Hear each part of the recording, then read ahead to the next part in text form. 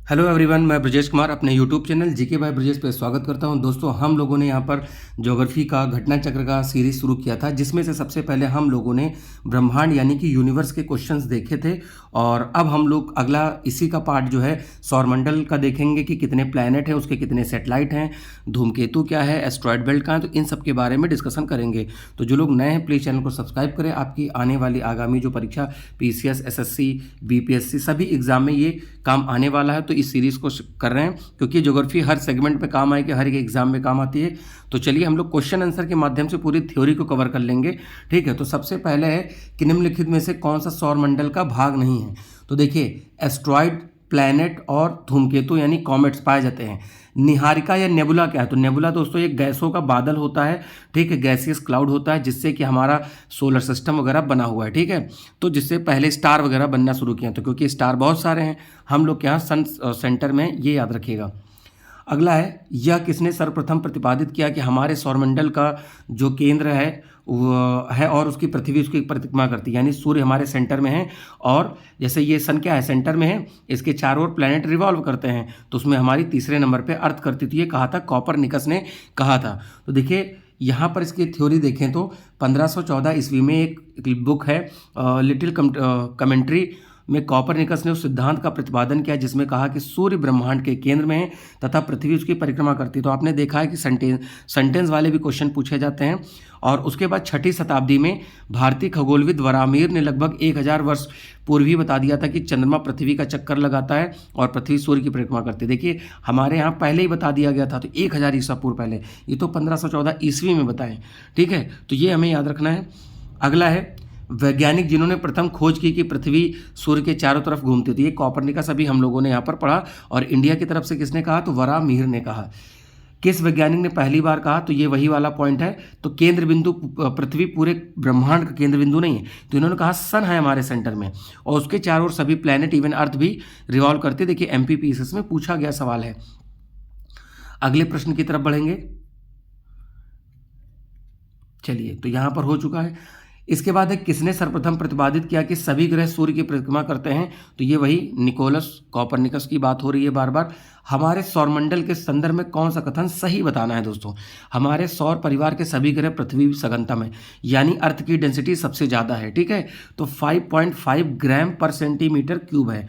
तो ये याद रखिएगा, पर सेंटीमीटर क्यूब। क्लियर? तो ये सबसे ज़्यादा घनत्व इसी का है। साइज में अगर बात करें तो साइज में जुपिटर बड़ा है, जुपिटर लार्जेस्ट प्लैनेट है या बिगेस्ट कह सकते हो।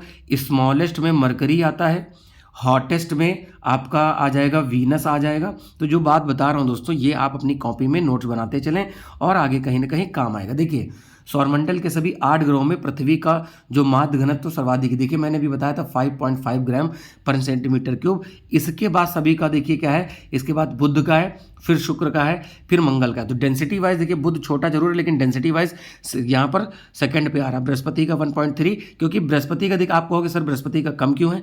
भाई ये गैसियस क्लाउड है, स्टार्टिंग के 4 जो हैं वो हैवी मेटल से बने हैं। लाइक अब देखिए मरकरी, वीनस, अर्थ और मार्स, मंगल, ये सब बने हैं। ये आप कह सकते हो कि ये आपके स्टोन के हैं या कह सकते हो कि रॉकी मटेरियल हैं। लास्ट वाले जो 4 जुपिटर, सैटर्न, यूरेनस, ये गैसियस नेचर के हैं।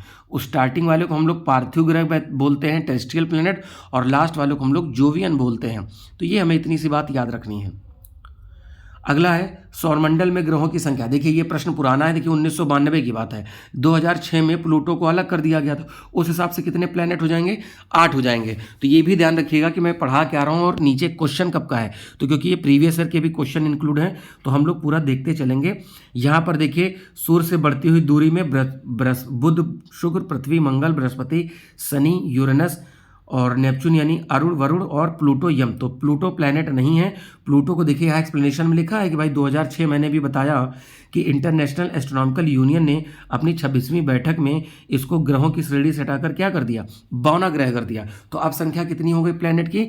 8 हो गई। तो उम्मीद है इस बात को आप समझ पाए होंगे। जो लोग नए हैं प्लीज़ कमेंट आप किया करें और आपका कमेंट का स्वागत है। कोई डाउट है आप जरूर पूछें, टेलीग्राम ग्रुप से जुड़ें और चैनल को सब्सक्राइब करें। ऐसे ही ये सीरीज चलती रहेगी। अगला है सूर्य से दूरी के क्रम में कौन से दो ग्रह मंगल और यूरेनस के बीच में है। तो अब देखिए यहां पर मैं बता देता हूं आंसर, तो चलिए यहां पर बी हो जाएगा। देखिए कैसे ये आंसर होगा, मरकरी, वीनस, अर्थ, मार्स, फिर बेल्ट आती है क्षुद्र ग्रह की, एस्ट्रॉयड बेल्ट की, ठीक है।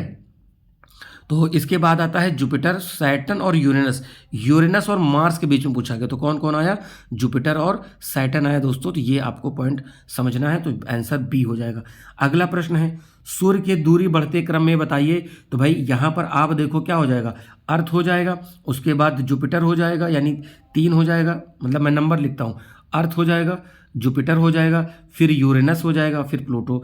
2 3 4 1 किस में मिल रहा है, ए ऑप्शन में आपका मिल रहा है। तो देखिए कितने एग्जाम में पूछा गया है, लोअर में पूछा गया है 2002 में, और ये स्पेशल पेपर 2003 में हुआ।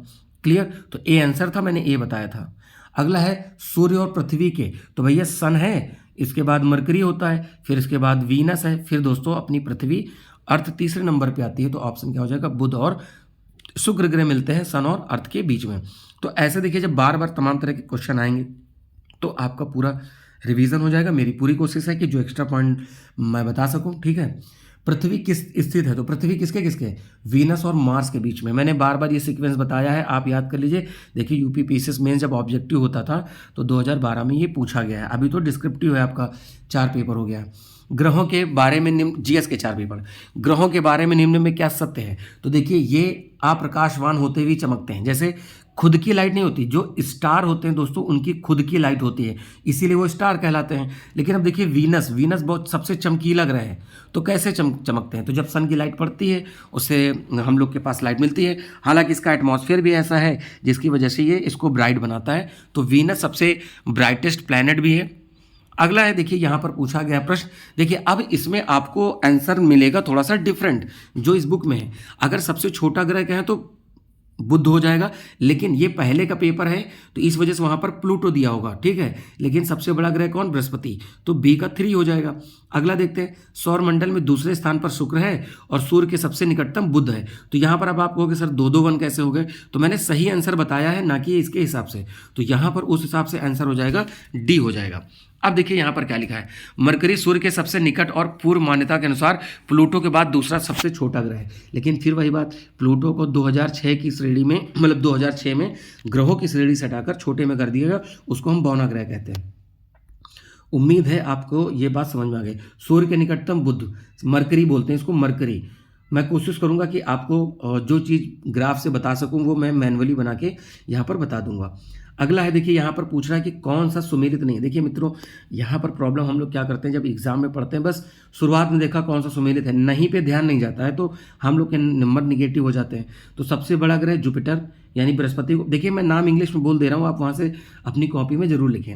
सौरमंडल का सबसे छोटा ग्रह मरकरी यानी बुध, चमकीला वीनस, अभी मैंने बताया था थोड़ी देर पहले। मंदतम धीमी गति वाला, तो धीमी गति वाला यहाँ पर मंगल दिया है, यही पॉइंट आपका गलत है। तो देखिए यहाँ पर क्या है कि 8 ग्रह, सबसे छोटा बुध है, जबकि सबसे बड़ा बृहस्पति है, शुक्र सबसे चमकीला है, वरुण सबसे दूर है, और परिक्रमा करने में सूर्य के सबसे अधिक समय 165 वर्ष लगा था। सोचिए 165 वर्ष हम लोग रहेंगे भी नहीं, तब तक कि क्या होगा, तब तक ये चक्कर भी नहीं काट पाएगा, बहुत स्लो चक्कर से काटता है फिर। अब देखिए कह रहा है कि इनके आकार यानी साइज के अनुसार डिक्रीजिंग ऑर्डर में लगाइए। भाई अब देखो आप समझो, यहाँ पर जुपिटर सबसे बड़ा, उसके बाद आता है सैटर्न, ठीक है, फिर आपका सैटर्न यानी कि 1 नंबर 4 नंबर, फिर आता है यूरेनस, यानी अब यूरेनस तो इसमें है नहीं यानी अरुण, फिर आएगा नेपच्यून तो यानी वरुण, तो नेपच्यून आ जाएगा यानी 2 नंबर, और फिर पृथ्वी आ जाएगा, अर्थ तो ये तीसरे पे हो जाएगा, तो यानी 1 2 4 3 1 2 4 1 4 2 3, तो ये सी ऑप्शन बनेगा। अच्छा रियल में पृथ्वी कौन सा नंबर पे सभी साइज में, 5वें पे। देखिए जुपिटर, सैटर्न, यूरेनस, नेपच्यून ये सीक्वेंस में लगे हैं, इसके बाद आता है अपना प्यारा पृथ्वी 5वें नंबर पे, देखिए यहाँ पर लगा है। यहाँ पर पूछा गया कि हाइड्रोजन, हीलियम, मीथेन प्रमुख गैसें विद्यमान होती हैं, तो इसमें देखिए यहाँ पर क्या है कि थोड़ा सा डाउट था उस समय आंसर में। तो हाइड्रोजन, हीलियम, मीथेन, जो मीथेन है, तीनों गैसें बृहस्पति, शनि, यूरेनस और नेपच्यून पर पाई जाती हैं। यद्यपि बृहस्पति और शनि के वातावरण में मीथेन बहुत गौड़ है, प्लूटो पर मीथेन तो है परंतु हाइड्रोजन, हीलियम नहीं है। तो मंगल पर CO2, नाइट्रोजन, ऑर्गन, अब ये अलग अलग है, तो इस पर कोई विकल्प सही नहीं बन पा रहा है। तो जो एक्सप्लेनेशन में मैंने बताया है, स्क्रीनशॉट लेकर आप अपनी कॉपी में लिख सकते हैं कि किस ग्रहों पर क्या क्या चीज़ पाई जाती है। अगला प्रश्न है दोस्तों, पूछा है कौन सौरमंडल का जो भाग नहीं, तो फ्लोरिडा। फ्लोरिडा क्या है? फ्लोरिडा यहाँ जगह है भाई, ये नॉर्थ अमेरिका में ये फ्लोरिडा जगह है। बाकी मरकरी, वीनस और सैटर्न ये क्या है? ये प्लैनेट है, हमारे सोलर सिस्टम के भाग हैं। अब आगे देखते हैं, सभी ग्रहों की बात चल रही है। गोल्डीलॉक्स जोन क्या है? देखिए भाई ऐसा है, बाह्य अंतरिक्ष में पृथ्वी जैसे ग्रहों की खोज। देखिए हमारे अंतरिक्ष जो हमारा जो है उसमें बाहर में जाएंगे तो अर्थ जैसे पूछा जाता है, तो अर्थ जैसा जीवन कहाँ और मिल सकता है, वहाँ तक की जीवन को गोल्डीलॉक्स जोन कहा जा रहा है। तो ये ISPD 2015 में पूछा गया। देखिए यहाँ पर ऐसा आवासीय क्षेत्र कहा जाता है जो किसी किसी तारे के चारों ओर क्षेत्र विकसित होता मतलब स्थित है, जहां किसी ग्रह की सतह पर तरल पानी की उपस्थिति। भाई हम लोग अर्थ पे कैसे जिंदा है? हवा और पानी, दो चीज़ों से मेन जो कंपोनेंट है। ठीक है, खाना आप 4 दिन नहीं खाओगे कोई दिक्कत नहीं, हवा अगर 5 मिनट का 3 मिनट नहीं मिली तो ऊपर मीटिंग चलेगी भगवान के साथ। ठीक है, तो ये हमें ध्यान रखना है। तो यहाँ पर हमारे सौरमंडल के गोल्डीलॉक्स जोन में पृथ्वी ग्रह है। ठीक है, जहाँ तो अत्यधिक ना गर्म है ना ठंडा, यानी जीवन जीने योग्य जो भी यहाँ पर चीज़ें हो सकती सब है। अब देखो यहाँ पर चंद्रमा क्या है? चंद्रमा भाई सॉरी ग्रह इसमें बताना, तो ग्रह यूरेनस है जिसको हम अरुण ग्रह बोलते हैं। ठीक है, उपग्रह क्या है? चंद्रमा है, यानी हमारे पृथ्वी के चक्कर लगाता है। अब यहाँ पर पूछा गया है कि पुच्छल तारा पूछा गया है, और यहाँ पर क्या है? तो पुच्छल तारा, हेली, कृत्रिम उपग्रह मैरिनर। ठीक है, मैरिनर। तो ये यहाँ पर क्या ऑप्शन बनना है? ए। अब देखिए सन से रिलेटेड जो भी क्वेश्चन यहाँ पर बन सकते हैं, हम लोग सन से रिलेटेड पढ़ेंगे। ये यहाँ पर डिस्कशन हो रहा है, मतलब ये क्वेश्चंस है बट मतलब थ्योरी, लेकिन हम यहाँ पर क्वेश्चन के माध्यम से करेंगे। अगला है सूर्य के केंद्र में पदार्थ। देखिए ऐसा है ना कि हाइड्रोजन मिलकर हीलियम बनाते हैं। ठीक है, तो ये यहाँ पर ऐसा चलता रहता है, लेकिन यहाँ पर ऑप्शन के हिसाब से बहुत उचित बन नहीं पा रहा है। UPPSSPD 2001 का क्वेश्चन है। तो देखिए सूर्य के सेंटर में जो तापमान है लगभग 15 करोड़ समथिंग लिखा हुआ है, डिग्री सेल्सियस के आसपास है। सभी गैस और प्लाज्मा के रूप में मिलते हैं। प्लाज्मा द्रव्य की ठोस, द्रव और गैस की चौथी अवस्था है, इस वजह से उसको निर्धारित नहीं किया जा सकता।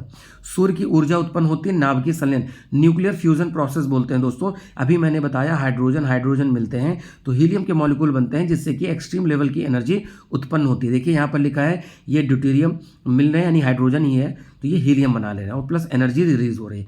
हीरक वलय क्या होता है? देखिए होता ना कि हीरक वलय यानी डायमंड रिंग की बात करें, जब सूर्य ग्रहण लगता है तो सूर्य के सामने क्या होता है? चंद्रमा आ जाता है, तो हम लोग को पृथ्वी से दिखता नहीं, बट चंद्रमा का साइज छोटा है तो हमें बाहर एक क्या रिंग नजर आती है, ऊपर से हल्का सा चमकता हुआ पार्ट नजर आता है, तो ये रिंग है। अब इसमें से दोस्तों कन्फ्यूजन होती है कि सर ग्रहण कैसे लगता है, तो चलिए हम ग्रहण लगाते हैं। यहाँ पर कैसे ग्रहण होता है आपको बिल्कुल यहाँ बहुत क्लियर पॉइंट में समझाते हैं। देखिए जब भी इक्लिप्स बोलते हैं, इसको इंग्लिश में क्या बोलते हैं? इक्लिप्स बोलते हैं। तो थोड़ा मैनेज करिएगा, राइटिंग गंदी नहीं है, लेकिन यहाँ पर मेरे पास हाथ से ही लिख रहा हूँ। देखिए एक होता है सोलर इक्लिप्स, सूर्य ग्रहण, यहाँ पर एक लूनर इक्लिप्स होता है। अब आप कहोगे सर कैसे बताएं कौन किसके बीच में आता है? देखिए किसका ग्रहण लगाना, हमें सूर्य का ग्रहण लगाना है, तो यानी हमें वो चीज़ पृथ्वी से नहीं दिखनी चाहिए। जब सूर्य भाई जिस नाम के आगे ग्रहण लगा वो पृथ्वी से ना दिखे, तो बीच में कौन आ जाए? मून। तो डेफिनेशन क्या बनेगी? When moon comes between sun and earth. ठीक, अब लूनर इक्लिप्स लगाना है तो हमें क्या करना है? सूर्य अब यहाँ पर देखो होता क्या है, पृथ्वी आगे रहेगी और चंद्रमा पीछे आ जाएगा।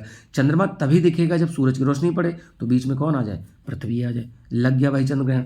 सूर्य ग्रहण जो होता है दोस्तों ये होता है अमावस्या यानी न्यू मून को होता है। अमावस्या यानी रात में चंद्रमा नहीं दिखता है, और ये पूर्णिमा को होता है यानी रात में चंद्रमा दिखता है, यानी क्या होता है? न्यू मून होता है। उम्मीद है आपको ये समझाने का प्रयास जो मैंने किया है समझ में आया होगा। क्लियर? सूर्य ग्रहण कब होता है भैया? तो देखो भैया अभी मैंने बताया न्यू मून, इसको हिंदी में प्रतिपदा या अमावस्या भी बोलते हैं। ठीक है, देखिए लिखा है यहाँ पर प्रतिपदा या अमावस्या को होता है। कब होगा? जब चंद्रमा सूर्य और पृथ्वी के बीच में आ जाए। ठीक है, चंद्रमा सूर्य, और तो मैंने अभी ऊपर समझाया था। क्लियर? तो हमें चंद्रमा ना दिखे पृथ्वी से, सॉरी सूर्य ना दिखे पृथ्वी से, तो बीच में चंद्रमा आएगा ही आएगा।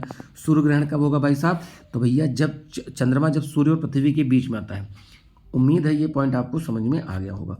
अगला है खग्रास यानी पूर्ण सूर्यग्रहण केवल सीमित क्षेत्र पर ही क्यों दिखाई देता है? देखो पृथ्वी के अनुप्रस्थ परिच्छेद की तुलना में पृथ्वी पर पड़ने वाली चंद्रमा की छाया का आकार छोटा होता है। मैंने भी बताया ये सूर्य है तो चंद्रमा का छोटा है। ठीक है, तो केवल कुछ एरिया पर ही हमें पूर्ण सूर्य ग्रहण देखने को मिलता है, अदरवाइज नहीं मिल पाता है। इस वजह से यहाँ पर ऐसा पॉइंट है। उम्मीद है समझ में आ गया होगा। अब पूछा है सूर्य का प्रभाव मंडल प्रकाश के अपवर्तन से उत्पन्न होता है। तो यहाँ पर साइरस क्लाउड है, पक्षाभ मेघों के हिमस्फटक। देखिए होता क्या है कि जैसे जैसे सूर्य है तो जो अगर आगे क्लाउड आ जाते हैं तो इसी को बोलने, जब आगे क्लाउड आ गए तो इसके चारों ओर रोशनी इधर उधर फैलती रहती है। तो हमें लगता है जैसे भगवान है, भगवान के सर के पीछे लाइट जला करती है, तो वैसा ही कुछ हैलो या प्रभाव मंडल या प्रकाश मंडल की यहाँ पर बात हो रही है। चलिए भाई आगे अपना प्रश्न देखते हैं हम लोग। उम्मीद है कि पॉइंट आपको समझ में आ रहे होंगे और आपको काम सराहनीय लगता है तो प्लीज़ वीडियो को लाइक करें। आपका एक लाइक, आपका एक सब्सक्राइब और शेयर हमारे लिए मोटिवेशन का काम करता है, तो प्लीज़ आप सब्सक्राइब करें और वीडियो को लाइक भी करें। तो अगला देखते हैं, एक एस्ट्रोनॉमिकल यूनिट क्या है भाई? तो पृथ्वी और सूर्य के बीच देखिए होता क्या है, लाइट ट्रैवल करती है तो लाइट ईयर इसको बोलते हैं। तो लाइट ईयर हमारी डिस्टेंस का मीटर होता है, मतलब डिस्टेंस का वो यूनिट, ठीक है। तो एस्ट्रोनॉमिकल यूनिट लंबाई मापने यानी दूरी मापता है, ठीक है। तो सूर्य और पृथ्वी के बीच में दूरी देखिए 150 × 10⁻6 किलोमीटर है, तो इसके बराबर होती है। अभी इतना नहीं जाना हम लोग को। अब यहाँ पर फिर आ गया कि औसत दूरी, तो अभी देखिए ऊपर 149 निकाले थे, 149, तो यही 150 मल्टीप्लाई 10⁻6 किलोमीटर होती है। अगला है दूरी, फिर वही आ गया तो 149.6 मिलियन। अगला है पृथ्वी सूर्य के निकटतम दूरी पर कब होती है? देखिए मैं इसको यहाँ पर बहुत अच्छे से समझाता हूँ, आपको थोड़ा सा ऊपर ले चलते, जहाँ जगह था वो वहाँ से फिर आप समझ में आ जाएगा कि क्या समझाना चाह रहे हैं। देखिए मित्रों, ये है सन, इलिप्टिकल ऑर्बिट में घूमता। अब आपको सर जी सर्किल की टेढ़ा बने, भाई सर्किल टेढ़ा बनेगा ही क्योंकि इलिप्टिकल ऑर्बिट है। पृथ्वी घूमती है, एक बार दूर जाती है, एक बार नज़दीक आती है। जब नज़दीक आती है उसको कहते हैं पास, हिंदी में पास कहेंगे समझाने के लिए। पेरीहीलियन होता है, पेरीहीलियन होता है। और जब दूर जाती है उसको बोलते हैं अपहीलियन कहते हैं, ठीक है मित्रों। तो इसको हिंदी में कहेंगे अपसौर और इसको कहेंगे उपसौर। उम्मीद है पॉइंट समझ में आएगा। जब अब ये घटना होती है 3 जनवरी को होती है, ठीक है, 3 और 4 जनवरी को होगा। अब आप कहोगे सर जी जनवरी में अगर नज़दीक है तो हम लोग को गर्मी लगनी चाहिए, ठंडी क्यों लगती है? भाई एक्चुअली सूर्य की पोजीशन भी होती है, हम लोग कैंसर लाइन पे है और सूर्य कैप्रिकॉर्न लाइन पे होता है, तो किसी प्रकार की कन्फ्यूजन रहे। अपहेलियन 4 से 5 जुलाई को होता है। ये पॉइंट आप जरूर अपने में लिखिए, जैसे जैसे मैंने बताया है लिख लीजिए तो ये साफ नजर आने लगेगा जो मैंने गंदा लिखने का प्रयास किया है। तो यहाँ पर पूछा है कि भाई सूर्य निकटतम दूरी पे कब होगा? देखिए 3 जनवरी, अभी मैंने यही बताया था आपसे। देखिए पेरीहीलियन उपसौर यानी जनवरी के प्रथम सप्ताह है, वो 3, 4, 5 जब भी रहे। और अपहेलियन इस स्थिति को देखिए जब पृथ्वी सर्वाधिक दूरी पे होती है, 4 जनवरी को होती है। अब ये कह रहे हैं कि 2, 3, 5 जनवरी नज़दीक, 4 जुलाई या उसके निकटतम तिथि, तो तिथि 1, 2 प्लस आगे कर सकते हैं। सूर्य का आकार पृथ्वी से कितना गुना बड़ा है? 9, 109, यानी पृथ्वी जैसे 109 ग्रह इसमें आ जाएंगे। क्लियर? चलिए अगले प्रश्न पे आते हैं। यहाँ पर बुध के बारे में बात करते हैं। भाई सभी प्लैनेट को थोड़ा सा लंबा वीडियो बनेगा, लेकिन उम्मीद है कि आपको समझ में आता जाएगा। अब यहाँ पर पूछ रहे हैं, अब कह रहे हैं कि परिक्रमा कर रहा है, आकृति में दर्शाया गया बिंदु पर बुध की गतिज ऊर्जा। देखिए आपने केपलर्स लॉ अगर कभी पढ़ा हो तो केपलर्स लॉ में जो पहला लॉ है, जब भाई दूर जाता है कोई ऑब्जेक्ट तो धीरे घूमेगा, नज़दीक आएगा तो तेज घूमेगा। तो ए में ही इसकी बुध की वेलोसिटी नज़दीक मिलेगी, ये पॉइंट पता होना चाहिए। यानी जब पेरीहीलियन की कंडीशन होती है वो अर्थ के रेफरेंस में हो या किसी दूसरे प्लैनेट के रेफरेंस में हो। उम्मीद है ये पॉइंट आपको समझ में आया होगा। चलिए आगे बढ़ते हैं।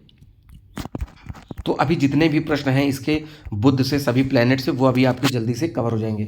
दूसरा, कौन सा ग्रह सबसे कम समय में सूर्य के चक्कर लगाता है? तो बुध ग्रह लगाता है, क्योंकि हम लोग बुध पढ़ रहे हैं। लगभग 88 दिन में सूर्य की परिक्रमा कर लेता है। पृथ्वी 365 दिन 1/4 डे लगता है, मतलब 1/4 दिन का मतलब हुआ 6 घंटे एक्स्ट्रा। और 4 साल में दोस्तों क्या होता है, 6 घंटे एक्स्ट्रा हो जाता है, तो 6 चौके 24 घंटे, यानी 1 दिन बढ़ जाता है। तो हम लोग फरवरी में ऐड कर देते हैं क्योंकि उस वहीं पर ही सेट बैठता है। बिना उपग्रह किसके सैटेलाइट नहीं? भैया दोनों अखंड सिंगल हैं, बुध और शुक्र, ठीक है। तो यानी कि यहाँ पर क्या हुआ, सन है, सन के चारों ओर मरकरी, फिर वीनस, तो ये दोनों प्लैनेट हैं। तो ये क्या कर रहे हैं, इसके चारों ओर यहाँ पर घूम रहे हैं। इनके दोनों कोई सैटेलाइट नहीं। पृथ्वी के चारों ओर क्या मिलेगा आपको? मून मिलेगा। अगला है, यहाँ पर प्रश्न पूछा जा रहा है, किसी पिंड का एल्बिडो परावर्तित प्रकाश में देखने पर उसके चाक्षुष गति निर्धारित होता है। भाई इसका मैं समझा दूंगा।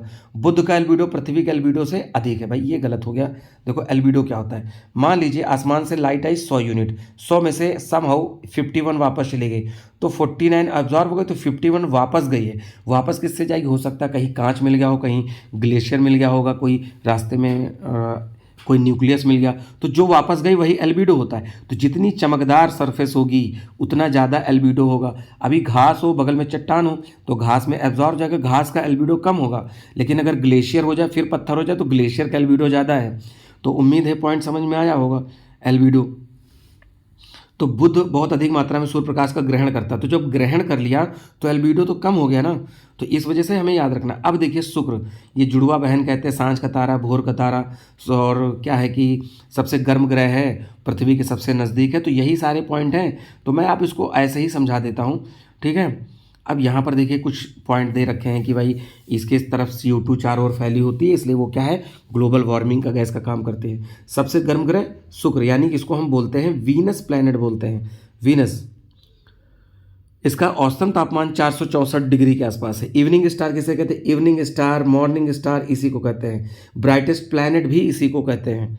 तो सांझ मतलब शाम होता है, तो इसको पहली बार सुबह का तारा, और सायकाल का या सांझ कहते हैं, गांव में कहते हैं संझा हो गई, यानी शाम हो गई, ठीक है, वो उसमें है। अब तत्सम तद्भव में जाएंगे तो आपको बात समझ में आएगी। मंगल को हम लाल ग्रह कहते हैं क्योंकि वहाँ पर आयरन ऑक्साइड पाया जाता है, ठीक। बृहस्पति सौरमंडल का सबसे बड़ा ग्रह है, और सैटर्न के चारों तरफ रिंग्स पाई जाती है, ऐसे मिलते हैं, जिसको हम कह रहे हैं कि छल्ले पाए जा रहे हैं। भोर का तारा शुक्र हो गया, तो बहुत ज़्यादा इस पर समय हम नहीं लगाते हैं, अगले प्रश्न की तरफ बढ़ते हैं, क्योंकि हमें पूरा कवर करना और वीडियो भी आपका लंबा हो रहा है। तो यहाँ पर एक्सप्लेनेशन है, जितनी बातें मैंने बोली वही सब लिखी हुई हैं। यहाँ पर देखिए क्या कह रहा है, कथन और कारण। वीनस पर मानव जीवन का होना अत्यधिक असंभव है। क्यों है, क्योंकि CO2 का उच्चतर स्तर है। तो CO2 क्या करती है, सूरज से लाइट जो शॉर्ट वेव में आती है, तो CO2 का जो एटमॉस्फेयर होता है ये आने तो देती है, इसके लिए परमिएबल है। किसके लिए, सूरज की जो शॉर्ट वेव रेडिएशन आ रहा है उसके लिए परमिएबल है, यानी पारगम है, लेकिन वापस टकराती है तो ये टेरेस्ट्रियल रेडिएशन या लॉन्ग वेव रेडिएशन में बदल जाता है। तो यहाँ पर होता क्या है कि ये वापस नहीं जा पाता है, जिस वजह से एनर्जी ट्रैप हो जाती है। तो ग्लोबल यानी ग्लोब हमारा हो गया वार्म, और ग्लोबल वार्मिंग। तो कथन और कारण दोनों ही सही हैं। पृथ्वी की जुड़वा बहन शुक्र को कहते हैं, ठीक है, ये याद रखिएगा। ट्विन सिस्टर कहते हैं, ट्विन, ट्विन मतलब होता है जुड़वा। यहाँ सिस्टर शब्द क्यों क्या है भाई, स्त्रीलिंग से पृथ्वी को डिनोट कर रहे हैं, इसी वजह से। तो यहाँ पर हो गया। अगला है, मैगलन अंतरिक्ष यान किस ग्रह हेतु भेजा गया, तो शुक्र के लिए, ठीक है। मैगलन अंतरिक्ष यान शुक्र ग्रह के लिए भेजा गया था, और मैगलन अंतरिक्ष यान को रडार मैपिंग के मिशन के तहत शुक्र ग्रह पर 1989 में यहाँ पर भेजा गया था। चलिए अब यहाँ पर आते हैं, अपनी प्यारी पृथ्वी के बारे में बात कर लेते हैं। भाई पृथ्वी पर कौन कौन से ग्रह हैं, तो यहाँ पर पूरा पृथ्वी का मैटर ही दिया है, तो मैं सीधे क्वेश्चन आंसर के माध्यम से आपको कराता हूँ, क्योंकि जब क्वेश्चन आपके हुए रहेंगे तो आप बहुत अच्छे से उसको कवर कर सकेंगे। पूछा है किसने सबसे पहले कहा कि पृथ्वी गोलाकार है, एरिस्टोटल ने कहा, अरस्तु ने कहा। तो यूनानी दर्शक यानी ग्रीस के, भाई साइकिल वाली ग्रीस नहीं, ग्रीस एक देश है, ठीक है। तो यूनानी जो दार्शनिक अरस्तु हैं, इन्होंने अपनी पुस्तक ऑन द हेवेंस में द्वितीय खंड का यानी 14वां अध्याय, ये नहीं याद करना है, इतना बहुत नहीं पूछा जाता है। तो अंग्रेजी भाषा की पुस्तक JL स्टॉक के द्वारा अनुवादित है। इन्होंने कहा कि भैया पृथ्वी गोलाकार है, इतनी बात बताने के लिए पूरी कहानी लिखी हुई है। एक जीवधारी ग्रुप में पृथ्वी का वैज्ञानिक क्या है, मतलब वैज्ञानिक नाम कहते हो ग्रीन प्लैनेट। हम अर्थ को ग्रीन प्लैनेट कहते हैं, वाटर की वजह से इसको ब्लू प्लैनेट कहते हैं, ये बात याद रखना। डिफरेंस पूछा जाएगा, ब्लू प्लैनेट इसी को कहते हैं। अगला है, अर्थ का डायमीटर पूछा गया, तो 12,800 किलोमीटर डायमीटर है, यानी इक्वेटर पर इसकी यही डिस्टेंस होगी। पृथ्वी पर एक स्थान से बढ़ते हुए अक्षांश वाले दूसरे स्थान पर किसी वस्तु का वजन घटता है, और पृथ्वी एक परिशुद्ध गोला नहीं है। तो यहाँ पर ए गलत है, यानी कि यहाँ पर एक अक्षांश से दूसरे अक्षांश पे जाएंगे तो आपका वजन घटेगा नहीं, इवन पोल की तरफ ग्रेविटी होती तो बढ़ जाना चाहिए, ठीक है। तो पृथ्वी के घूर्णन से अपकेंद्री बल विषुवत रेखा पर अधिक होता है। विषुवत रेखा पर किसी पिंड का भार सबसे कम और उच्च अक्षांशों की ओर बढ़ता है। मैंने क्या कहा, बढ़ जाएगा, क्योंकि वहाँ पर आपको ग्रेविटी बढ़ जाएगी। और अर्थ का शेप गोलाकार नहीं जुआइड है, ये भी याद रखने का। जुआइड मतलब चपटीकार, ऊपर से चपटी है और बीच में उभरी हुई है। पृथ्वी के तरल अभ्यंतर में चंद्रा का अभ्यंतर तो कैसा है, यानी जो अंदर की भाग है वो श्यान द्रव है, यानी आउटर कोर की बात करें थोड़ा सा लिक्विड टाइप में है। भूपर्पल्टी में सबसे ज़्यादा पाया जाने वाला, तो देखिए यहाँ पर क्या पाया जाता है, ऑक्सीजन। देखिए मैं यहीं पर क्लियर कर दे रहा हूँ। पहली परत होती है क्रस्ट, भैया क्रस्ट नहीं बताया, क्रस्ट बताया है, पता चला आपको क्रस्ट की याद आ गई, क्रस्ट। तो सियाल होता है सिलिका और एल्युमिनियम। दूसरा होता है मेंटल, जो बनाता है सिलिका और मैग्नीशियम, ठीक है। तीसरा होता है कोर, निकेल और फेरस। तो अगर पूछे कि पृथ्वी की क्रस्ट में अगर मेटल कौन सा पाया जाता है, तब आप एल्युमिनियम बताइए। और अगर पूछा है कि कौन सा रासायनिक तत्व पाया जाता है, तब आप ऑक्सीजन बताएंगे। लगभग 46% पाई जाती है। पृथ्वी पर सूर्य से चला प्रकाश कितना समय लेता है? देखिए 8 मिनट 18 सेकंड 19 सेकंड अलग अलग जगह लिखा रहता है, तो ये 8 मिनट वाला आंसर हो जाएगा। लगभग 499 दिया है, तो इसको राउंड फिगर में 500 करके पूछा गया है। फिर वही दोबारा प्रश्न, तो जो हमने बताया, पृथ्वी के सबसे समीप तारा कौन सा है? तो देखिए अब बात को ध्यान से समझिएगा। सन है, सन के मरकरी, वीनस और अर्थ। तो अर्थ के नज़दीक में तारा तो यही माना जाएगा। क्लियर, सर्वाधिक समीप है। और वैसे अगर यहाँ पर देखा जाए, अगर सूर्य के अलावा कहा जाए, तो फिर वो डॉग स्टार आ जाएगा। पृथ्वी के सबसे निकटतम ग्रह मंगल। देखिए अर्थ के एक और वीनस और एक तरफ मंगल यानी मार्स, तो मंगल यहाँ पर निकटतम है। ये यहाँ पर डिस्टेंस लिखी हुई है। अब शुक्र ग्रह होता तो शुक्र ग्रह नज़दीक है, ये भी ध्यान समझिएगा, तो शुक्र ऑप्शन में नहीं है। अगला है, पृथ्वी को सूर्य की परिक्रमा करने में कितना दिन लगता है? तो भाई अभी तो बताया था 365 दिन, 1/4 मतलब 0.25 डेज। अगले प्रश्न पे आते हैं। थोड़ा सा और है डिस्कस करना, जिससे कि आपके प्रश्न छूटे। अपनी परिक्रमा पथ में पृथ्वी लगभग किस माध्य वेग से सूर्य के चक्कर लगाती है? तो ये हो जाएगा क्या है, 30 किलोमीटर प्रति सेकंड के हिसाब से लगाती है। पृथ्वी परिभ्रमण करती हुई प्रति मिनट करीब करीब कितनी दूरी तय कर लेती है? तो यहाँ लिखा नहीं है, लिख रहे हैं कि भाई जो विषुवत रेखा पर परिधि है, यानी जो आपका कह सकते हो सरकमफ्रेंस है, वो 40,090 किलोमीटर है, और इसको पृथ्वी जो अपनी दूरी पर 24 घंटे में तय कर लेती है। तो अगर इतना हम डिस्टेंस, मतलब ये क्या है कि भाई यानी ये डिस्टेंस हो गए, और इससे डिवाइड कर दे तो यहाँ आपका टाइम आ गया, स्पीड आ गई, सॉरी। तो स्पीड है डिस्टेंस अपॉन टाइम तो किया गया है, तो 1670 किलोमीटर प्रति घंटा हो गया। और अगर मिनट की बात करें तो 27.8 किलोमीटर प्रति मिनट। पृथ्वी की भूमध्य रेखीय परिधि कितनी है? तो 40,000 अभी मैंने बताया। ऊपर कितनी झुकी है? तो 23.5 डिग्री झुकी हुई है। देखिए ये अर्थ है और ये मान लेते हैं, तो ये एक्सिस ऐसे है, लेकिन अर्थ ऐसे घूमती है, तो यानी इसके सहारे घूमती है। तो एक्सिस से कितना टिल्ट है? यही 23.5 एंगल है। ये वाला तो 66.5 हो जाता है, दोनों मिला के 90 हो जाएंगे। एक क्वाड्रेंट की वैल्यू ही 90 होती है। अगले प्रश्न पे आते हैं दोस्तों। अब यहाँ पर पृथ्वी अपने अक्ष चुंबकीय क्षेत्र पर 23.5 डिग्री यहाँ पर क्या है कि आनत है। अब यहाँ पर चुंबकीय क्षेत्र पे नहीं है, एक्सिस पे है। जियो देखिए मैग्नेटिक पोल जो होता है और ज्योग्राफिकल पोल में अंतर है। यहाँ पर तीसरा पॉइंट सही है, पृथ्वी की चुंबकीय विषुवत रेखा के दक्षिण भारत में थुम्बा से गुजरता है। तो यहाँ पर क्या है, तो तीसरा पॉइंट सही है। तो यहाँ पर मैं एक्सप्लेनेशन को सामने रख दिया हूँ, आप इसको प्लीज़ पढ़ लें और ये आपको समझ में आ जाएगा। 17th क्या है भाई, पूछा पृथ्वी के अक्ष पर उत्तरी सिरे को उत्तरी ध्रुव कहते हैं, बिल्कुल सही। 45 अंश की लंबाई विषुवत रेखा की आधी होती, नहीं लंबाई नहीं आधी होती, डिग्री की वैल्यू आधी होती, मैं बताता हूँ।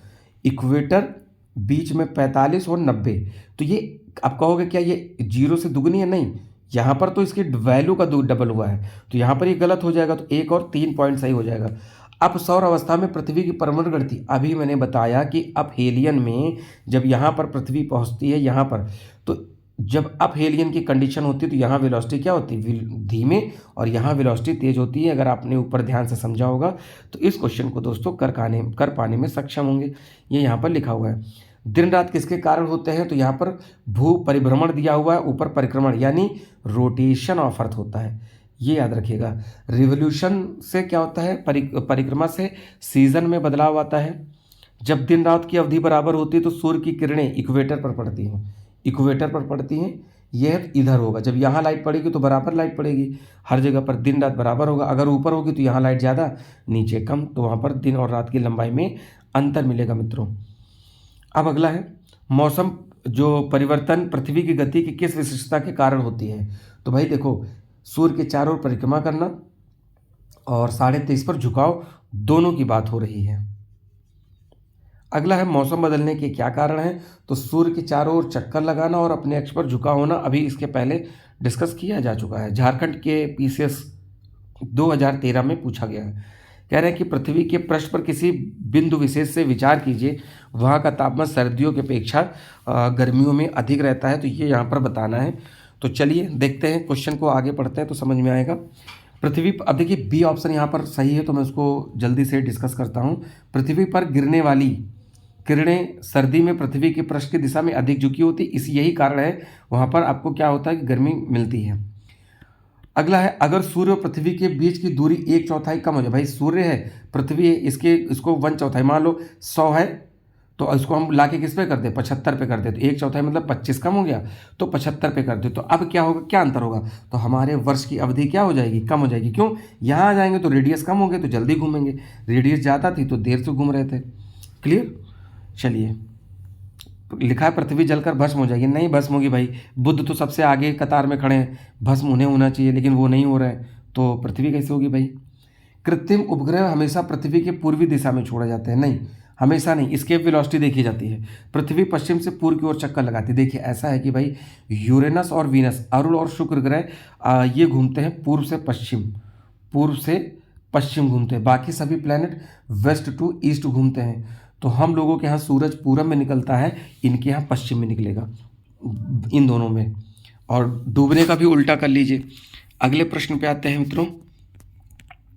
अगर सूर्य और अच्छा ये हो गया है, यहाँ पर है पृथ्वी अपने परितः घूमने में कृत्रिम उपग्रह से बाहर गिराई गई गेंद तो पृथ्वी के परितः उपग्रह में समान आवर्तकाल के साथ उसी कक्षा में घूमती रहेगी।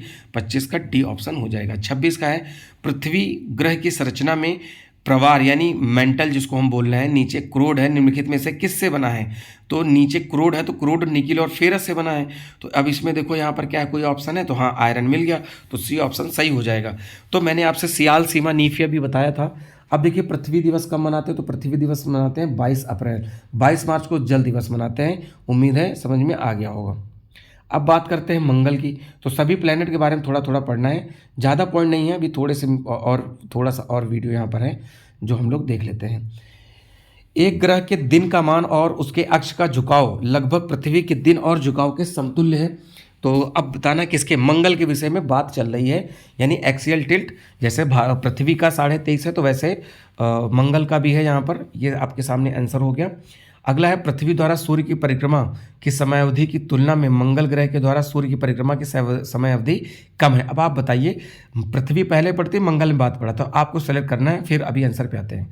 मंगल ग्रह का जो व्यास है पृथ्वी के व्यास की तुलना में कम है। चलो भाई ये तो समझ में आ गया, ठीक है। तो यहाँ पर क्या आंसर बनेगा, डी। तो यानी ए गलत है, क्यों मैंने आपको आंसर करने के लिए दिया भाई, आप देखो सन हो गया भाई, सन के चारों ओर मरकरी, वीनस, अर्थ और मार्स। तो मार्स की रेडियस ज़्यादा है तो दोस्तों इसको ज़्यादा टाइम लगेगा, ये महोदय पृथ्वी जल्दी घूम लेंगे। तो ये IAS प्री 2006 का प्रश्न पूछा गया है। उम्मीद है ये मित्रों पॉइंट समझ में आया होगा। ये एक्सप्लेनेशन है, आप इसको आराम से स्क्रीनशॉट लेकर देख सकते हैं। मंगल पर जीवन की उपस्थिति के लिए निम्नलिखित में से सबसे सुसंगत जो है क्या है, तो बर्फ छत्रक या हिमशित जल की उपस्थिति, यानी जमा हुआ पानी मिला है उसी को हिमशीतित जल की बात हो रही है। क्लियर। चलिए आगे आते हैं।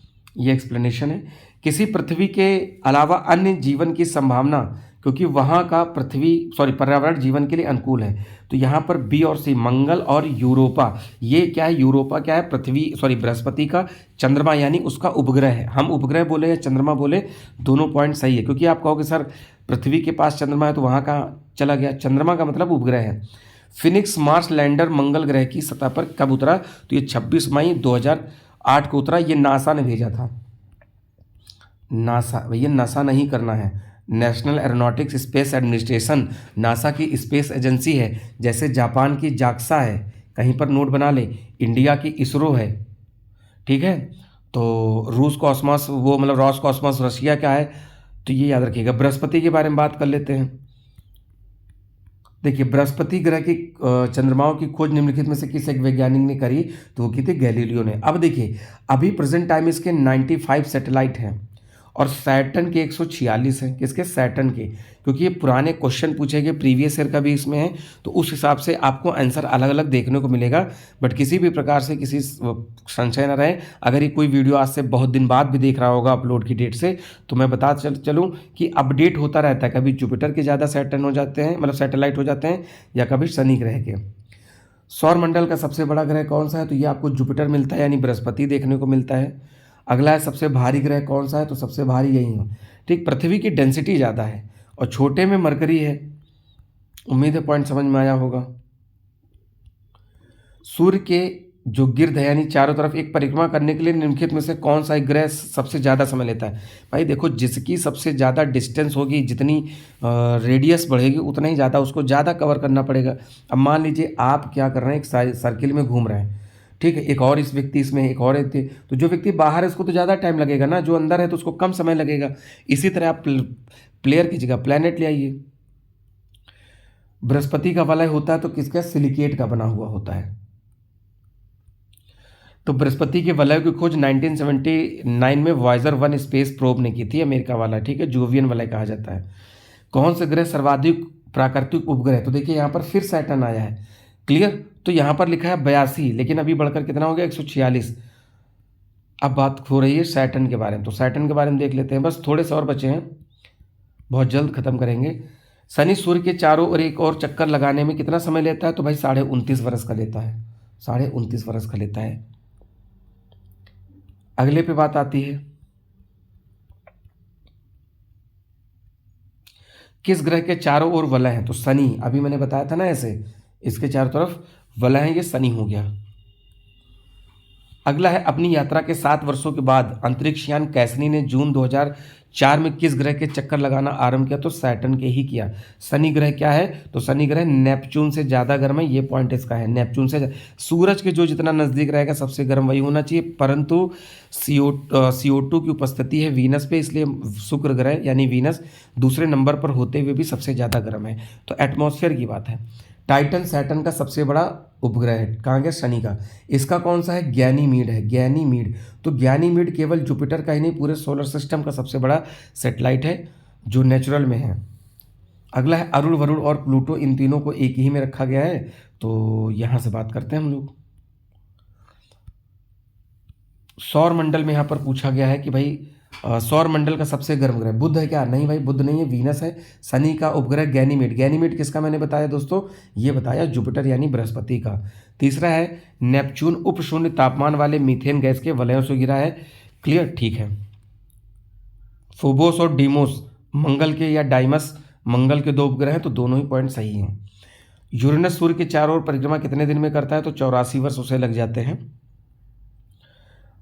वर्ष दीर्घतम कहाँ पे होंगे? प्लूटो पे। तो जो जितना बड़ा दूर होगा यानी उसका रोटेशन कम होगा, सॉरी रिवोल्यूशन कम होगा, तो वहाँ पर दूर होगा। अभी के हिसाब से नेपच्यून पे होगा, क्योंकि ये प्रश्न 1994 का है, इस वजह से ये आंसर यहाँ पर ये सही होगा। अदरवाइज वहाँ पर अभी नेपच्यून है जो सबसे पीछे है, तो उसी में ईयर ज़्यादा दिन का होगा। सूर्य की परिक्रमा करने में कौन सा ग्रह सबसे ज़्यादा समय लेता है? तो सबसे ज़्यादा समय लेता है भाई प्लूटो, क्योंकि यही यहाँ पर ऑप्शन के हिसाब से सही है। यहाँ पर देखते हैं, इंटरनेशनल एस्ट्रोनॉमिकल यूनिट में 2006 में क्या है भाई? प्लूटो को बौना ग्रह घोषित किया गया है। इसके बारे में हम लोग ने बात किया। सबसे छोटा ग्रह प्लूटो है, लेकिन ये 91 के हिसाब से। पर वर्तमान में कौन है? आप बुध आंसर करेंगे। इसीलिए मैं पढ़ाते वक्त बार बार कह रहा हूँ, जिससे कि आप, क्या होता है, क्लिप काट के लगा दी जाती है कहीं पर, देखिए कि अध्यापक लोग ऐसा पढ़ाते हैं, तो पूरी सेगमेंट को नहीं दिखाया जाता है। सौरमंडल का सबसे ठंडा ग्रह कौन सा है? तो यहाँ पर नेपच्यून है, यानी सबसे दूर है, इसलिए सबसे ठंडा है। सौर जगत का सबसे दूर का तो कभी वरुण कभी यम, ठीक है। ये इसलिए कहा गया ना क्योंकि उस समय माना जाता था, तो अभी आगे पीछे, क्योंकि यम क्या कर रहे थे ना, ये दूसरे की ऑर्बिट को इंटरसेक्ट कर रहे थे, इसी वजह से तो इनको बाहर किया गया है। अगला है, यद्यपि सामने प्लूटो सबसे दूरस्थ ग्रह है, पर उसका परिभ्रमण पथ बहुत ही दीर्घवृत्तीय है, जो किसी अन्य ग्रह को काटता है। 1979 में आरंभ हुई 20 वर्षीय अवधि में प्लूटो सबसे दूरस्थ नहीं था, तो सबसे दूर कौन हुआ? तो नेपच्यून। भाई दोनों में आगे पीछे कंपटीशन चलता था, तो कभी नेपच्यून हो जाता था दूर और कभी प्लूटो। निक्सा और हाइड्रा किसके चंद्रमा है? तो प्लूटो के हैं। चंद्रमा का मतलब है उसके मून यानी सैटेलाइट। अब बात करते हैं सैटेलाइट की। तो यहाँ पर थोड़ा सा है सेगमेंट, उसको हम लोग देख लेते हैं दोस्तों। मानव ने चंद्रमा पर पहला कदम कब रखा? तो ये 1969 नील आर्मस्ट्रांग ने रखा। भाई नील आर्मस्ट्रांग ने पहला दूसरा दोनों कदम रखा। एक पैर रख के लंगड़ी नहीं खेलेगा भाई, विकलांग व्यक्ति नहीं था, तो पहला व्यक्ति इसने है। दूसरा व्यक्ति कौन था? तो फिर उसके साथ में जो एडविन वगैरह गए थे उनका नाम आता है। मैं इसलिए बोलता हूँ ताकि आपको याद रहे। देखिए एडविन एल्ड्रिन ना, एडविन बज एल्ड्रिन इनका नाम है, सेकंड नंबर के व्यक्ति थे। मिशन, ये अपोलो 1 मिशन भेजा गया था 1969 में। सी ऑफ ट्रैंक्विलिटी कहाँ है? तो जहाँ ये लोग उतरे थे वहीं चंद्रमा पर सी ऑफ ट्रैंक्विलिटी है। ये यहाँ पर चंद्रमा पर काले धब्बे हैं। चंद्रमा का सदैव एक अभिन्न फलक की ओर अभिमुख होता है। चंद्रमा अपने अक्ष पर 23.5 दिवस घूर्णन करता है, जो लगभग उतनी ही अवधि है जिसमें पृथ्वी की पूरी परिक्रमा करता है। तो दूसरा गलत हो गया, ए पॉइंट यहाँ पर सही हो गया। अगला है, पृथ्वी पर चंद्रमा के पृष्ठ का केवल एक फलक दिखाई देता है, और यह भी हो गया है पॉइंट, तो इसको आगे बढ़ते हैं। चंद्रमा के धरातल पर दो व्यक्ति एक दूसरे की बात क्यों नहीं सुनते हैं? क्योंकि वहाँ पर वायुमंडल नहीं है, क्योंकि साउंड वेव एक कह सकते हो कि मैकेनिकल वेव है, और मैकेनिकल वेव के लिए एक मीडियम चाहिए। चंद्र ग्रहण कब होता है? मैंने अभी बात करा था। चंद्रमा का ग्रहण लगाना है तो सूरज से चंद्रमा नहीं दिखना चाहिए, चंद्रमा पे सूरज की लाइट नहीं पड़नी चाहिए। तो क्या है, उस बीच में पृथ्वी आ जाए, ये मून होना चाहिए था, मैं फिर से बताता हूँ, गड़बड़ हो गया। देखिए, मून नहीं दिखना चाहिए, तो सूरज की रोशनी तभी पड़ेगी तब दिखेगा, तो बीच में अर्थ आ जाए, अर्थ इसको क्या कर ले, घेर ले, लग गया ग्रहण।